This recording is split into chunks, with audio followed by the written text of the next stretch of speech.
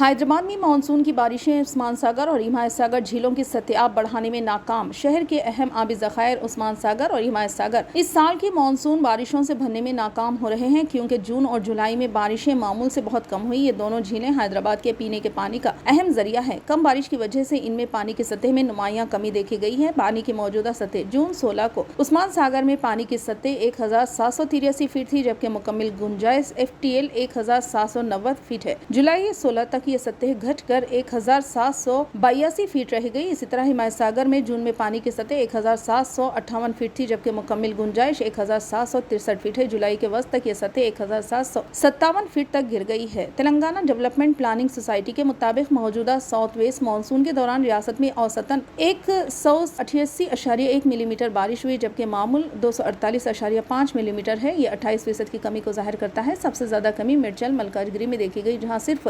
74.3 millimetre बारिश हुई, जबकि मामूल 194.9 मिलीमीटर था, यानी 62% कमी। हैदराबाद में 83.7 मिलीमीटर बारिश रिकॉर्ड की गई, जबकि मामूल 197.6 मिलीमीटर है, जो 58% कमी है। शहर में सबसे ज्यादा कमी तिरमलगिरी में हुई, जहां सिर्फ 34.4 मिलीमीटर बारिश हुई, जबकि मामूल 201.7 मिलीमीटर है, यानी 83% कमी। अब देखना यह है कि आने वाले दिनों में बारिशें इस कमी को पूरा कर पाती है या नहीं, ताकि उस्मान सागर और हिमायत सागर की सतह दोबारा बेहतर हो सके।